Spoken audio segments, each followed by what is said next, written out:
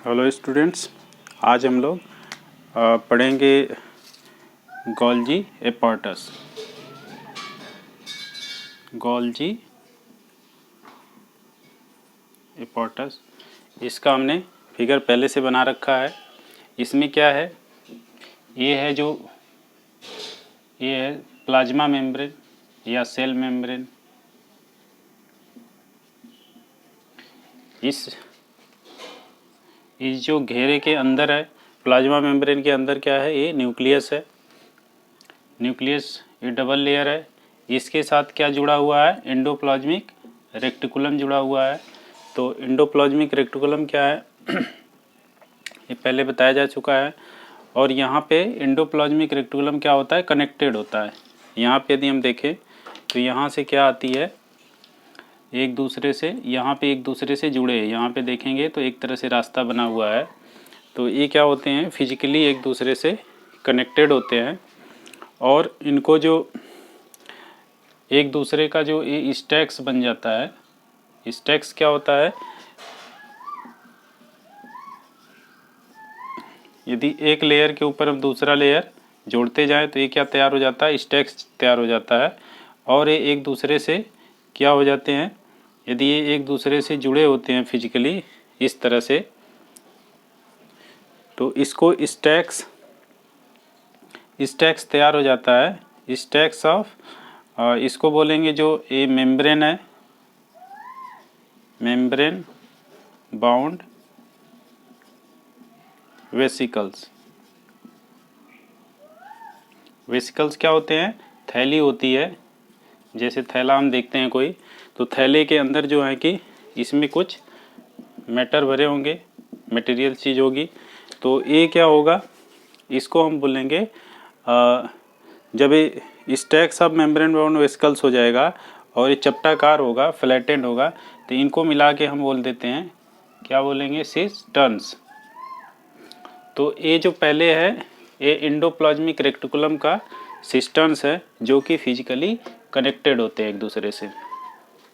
अब हम देखते हैं कि एंडोप्लाज्मिक जो रेक्टिकुलम से हम इस साइड चले, यानी कि ये क्या हमारा प्लाज्मा मेम्ब्रेन या सेल मेम्ब्रेन है, ये जो है इसकी तरफ हम चलते हैं तो हमें क्या मिलता है, कुछ ये जो स्फेरिकल होते हैं, गोले के रूप में थैली होती है। ये वेसिकल्स का मतलब हो गया थैली होती है जिसके अंदर कुछ पदार्थ भरे होंगे। तो ये क्या, थैली को क्या बोलते हैं, ये क्या बोल जाते हैं, वेसिकल्स होते हैं। तो वेसिकल से हम फिर इसके आगे चले इधर, तो फिर क्या पाया जाता है, हमारा पाया जाता है गोल्जी एपार्टस। तो गोल्जी एपार्टस में क्या क्या चीज़ें होती हैं, तो हम यहाँ पे देखेंगे जो गोल्जी एपार्टस होता है, इसमें गोल्जी पहले बार इसको जो गोल्जी एपार्टस में जो चीज़ें होती हैं, ये क्या क्या आएगा, इसका चूँकि खोज एक बार दिखाते हैं कि इसका जो पहली बार जो खोज किया था उन्हीं के नाम पे कैमिलो, ये किसके द्वारा खोज किया गया था, by Camillo Golgi.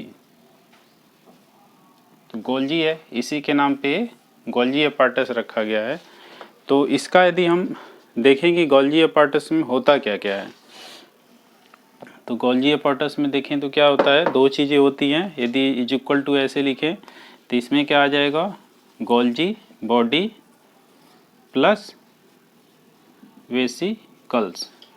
Golgi body क्या है, ये वेसिकल्स आ गए, ये भी इधर जो बाहर बन रहे ये सारे भी वेसिकल्स है। अब इसके फंक्शन में ये सारी चीज़ें आएंगी। तो इसमें क्या आ गया, गोल्जी बॉडी और वेसिकल्स। गोल्जी बॉडी में क्या आ जाएगा, ये हो जाएगा जो स्टैक्स ऑफ सिस्टर्नी, ये प्लस वेसिकल्स ऐसे ही चल रहा है।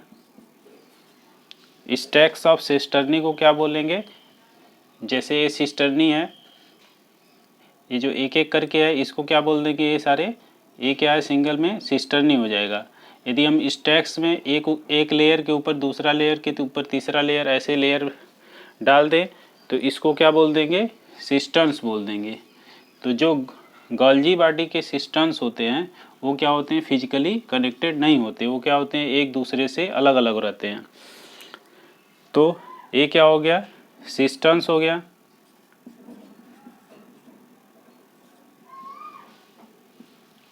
ये क्या हो गया, सिस्टर्न्स प्लस वेसिकल्स। तो हमने देखा कि जो स्टैक्स ऑफ सिस्टर्नी होगा उसको क्या कहें, उसको प्लस वेसिकल्स, इसको मिला के हमारा बन जाता है गोल्जी एपार्टस। सिस्टर्न्स बोलते हैं किसको, यदि हम सिस्टर्न्स बोलेंगे यदि हम एक लेयर के ऊपर दूसरा लेयर इस तरह से, जो चपटी थैली है एक लेयर के ऊपर दूसरा लेयर हम बैठाते जाएं तो इसको बोल देते हैं सिस्टर्न्स। तो ये सिस्टर्न्स हो गया। सिस्टर्नी क्या है, जो ए सिंगल वाला है इसको बोल देंगे सिस्टर्नी, CISTERNAE, NAE, सिस्टर्नी। और इसको क्या बोल देंगे, जो पैरेलल अरेंजमेंट ऑफ सिस्टर्नी होगा उसको क्या बोलेंगे, सिस्टर्न, क्योंकि ये एक दूसरे के ऊपर चढ़े हुए हैं। अब ये क्या होंगे, ये फिजिकली कनेक्ट नहीं होते। तो ये हो गया गोल्जी एपार्टस में, ये ऐसे चीज़ें होती हैं। इसमें ये पता लगा कि हमें ये कौन कौन से मैटर होते हैं। इसमें कौन, वेसिकल्स हो गया और गोल्जी बॉडी में सिस्टर्नी हो गया। इसको कॉम्बिनेशन में कर देंगे तो सिस्टर्स बोल देंगे। ये सारी चीज़ें हो गई। अब हम देखेंगे कि ये बना किस चीज़ से होता है, जो गोल्जी बॉडी या गोल्जी एपार्टस है ये किस चीज़ से बना होता है। इसको क्या बोलते हैं, कंपोजिशन। कंपोजिशन का मतलब किस चीज़ से बना है, किस चीज़ से बना है। तो इसमें क्या बनेगा, प्रोटीन होता है प्लस लिपिड्स होते हैं प्लस क्या हो जाएंगे, एंजाइम्स हो जाएंगे। तो इसमें यदि प्रोटीन्स, लिपिड्स और एंजाइम्स, इन चीज़ों से मिल करके जो गोल्जी एपार्टस होता है या मैक्सिमम जो सेल ऑर्गेनेल्स होते हैं इन्हीं चीज़ों से बने होते हैं। अब हम देखेंगे कि इसमें जो ये काम कैसे करता है, फंक्शन क्या है इसका। तो हम गोल्जी एपार्टस का क्या देखेंगे, फंक्शन देखेंगे। और पाया कहाँ जाता है, ये न्यूक्लियस से, न्यूक्लियस के पास पाया जाता है और ये रेक्टिकुलम के बाद पाया जाता है। तो इस तरह से ये पाया जाता है, जैसे इसमें दिख रहा है वैसे ही ये पाया जाता है। लेकिन यदि हम इसको इसमें देखें, यदि प्लांट में देखें तो प्लांट की सेल में क्या होता है, ये एक जगह इस तरह से अरेंज्ड नहीं होते, बल्कि क्या होते हैं, यहाँ वहाँ पाए जाते हैं। इस तरह से यहाँ वहाँ पाए जाने के कारण जो है कि इनको जो है कि अलग नाम देते हैं, क्योंकि ये प्लांट में जो है कि या एक जगह पे जैसे अरेंज्ड मैनर में है इससे नहीं पाए जाते। इसलिए प्लांट में इसको क्या बोल देते हैं, इसका एक अलग नाम दे देते हैं, डिक्टाई, इसको क्या बोल देंगे, डिक्टाइसोम्स। तो ये प्लांट में जो ये गोल्जी एपार्टस होगा वो क्या होगा, एट रैंडम पाया जाता है यहाँ वहाँ। तो इसको क्या बोल देते हैं, ये कौन सा है, एक कोई प्लांट सेल है। तो प्लांट सेल में कैसे, इसको डिक्टाइसोम्स बोलते हैं। तो ये हो गया कि ये एनिमल सेल है। ये कौन सी सेल है, एनिमल सेल है। एनिमल सेल में अरेंज्ड होता है, ये न्यूक्लियस के बाद रेक्टिकुलम के बाद ये सारी चीज़ें पाई जाती है, वेसिकल्स फिर ए। अब हम देखते हैं कि ये फंक्शन क्या करता है, गोल्जी बॉडी का काम क्या है।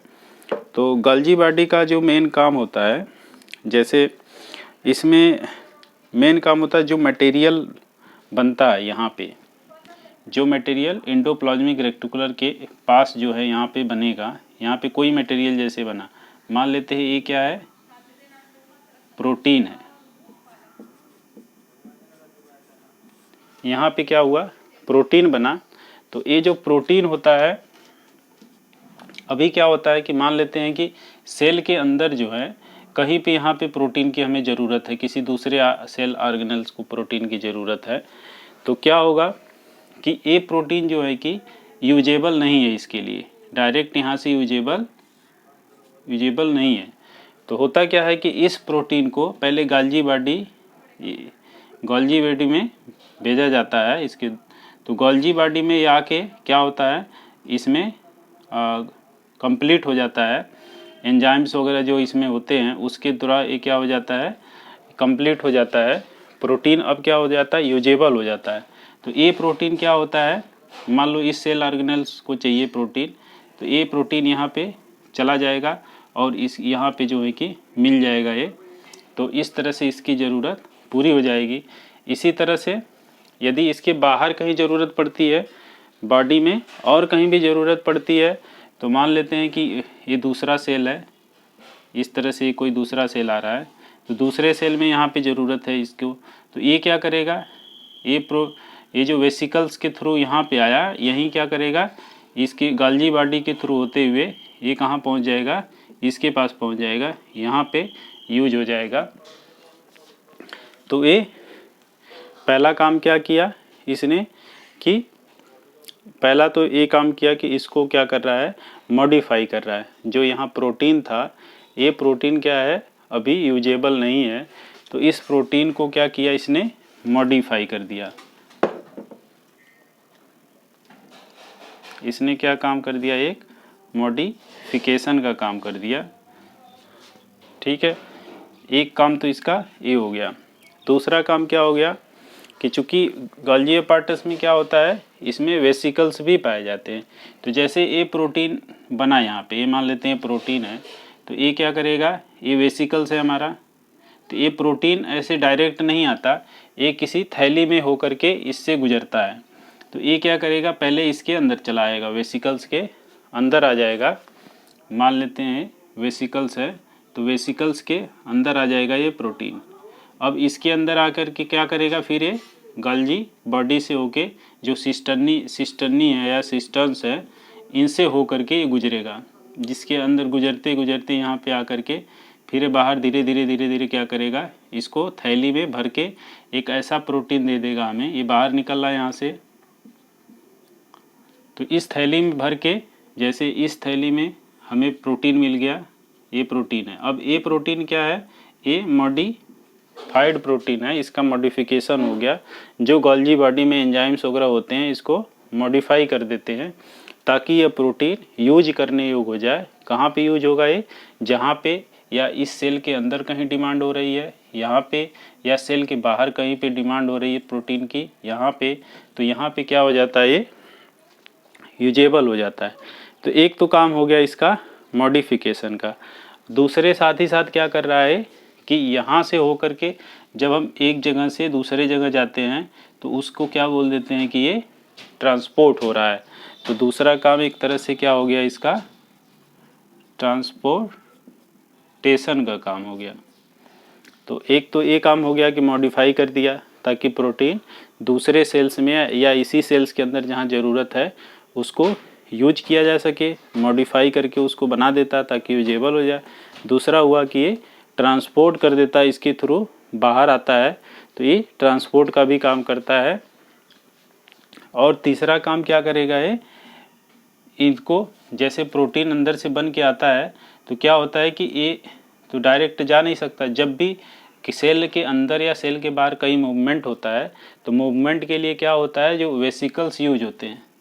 और जो ये वेसिकल्स यूज होते हैं वो वेसिकल्स क्या होते हैं कि वो एक थैली होते हैं। तो जो थैली होता है तो थैली में इसको क्या करता है, ये बना देता है, थैली में बनाता है। तो थैली में ही ये जाता है, क्योंकि वेसिकल्स की क्वालिटी होती है, जैसे जो वेसिकल्स होता है, ये वेसिकल्स क्या होता है, जब किसी, ये मान लेते हैं वेसिकल्स है, ये मान लेते हैं कोई दूसरा सेल ऑर्गेनेल्स है, तो जब इस वेसिकल जब यहाँ पे जाता है तो वेसिकल्स क्या होता है, ये क्या होता है, मर्ज विथ हो जाता है, फ्यूज विथ हो जाता है अदर, इसकी क्या क्वालिटी है, फ्यूजेज विथ अदर ऑर्गेनेल्स। तो ये क्या करता है, दूसरे ऑर्गेनेल्स के साथ क्या होता है, फ्यूज हो जाता है। ये जाएगा इसके अंदर, फ्यूज हो जाएगा, और जो प्रोटीन होगा जहाँ ज़रूरत होगी इसमें मिक्स हो जाएगा। ये क्या करेगा, फ्यूज हो जाएगा, इसके अंदर जाके मिल जाएगा, ये फ्यूज हो जाएगा। फिर इससे अब वेसिकल्स का क्या फ़ायदा हुआ कि ये एक तो थैली नुमा बना करके वेसिकल्स थैली में जो प्रोटीन सिंथेसाइज्ड होकर के या मॉडिफाई होकर के आया, इसको क्या हुआ जहाँ पे ज़रूरत पड़ी यहाँ पे अंदर या बाहर कहीं, ये क्या है बाहर है और ये क्या है अंदर है, अंदर या बाहर कहीं ज़रूरत पड़ी तो ये क्या करेगा वहाँ से भेज देता है थैली के अंदर और वहाँ के जाके मर्जवित हो जाता है, मर्जवित होकर के प्रोटीन की ज़रूरत को पूरा कर देता है। तो एक तरह से ये क्या करता है कि पैकेज बना दे रहा है, इसका जो भी प्रोटीन आ रहा है उसको पैकेट में बना रहा है। पैकेट क्या है, ऑर्गेनेल जो ये वेसिकल्स है, वेसिकल्स की थैली है। इसी तरह से ये क्या करता है, दूसरा देखें ये क्या करता है कि लाइसोसोम्स बनाता है। गोल्जी बॉडी क्या बनाता है, लाइसोसोम्स बनाता है। लाइसोसोम्स के अंदर जो मैटर होते हैं क्या होते हैं, ये पैकेज्ड हो जाते हैं। तो यदि दूसरा उदाहरण देखें तो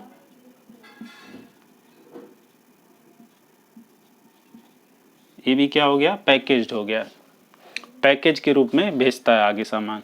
तो तीसरा काम क्या हो गया इसका, पैकेजिंग का काम हो गया।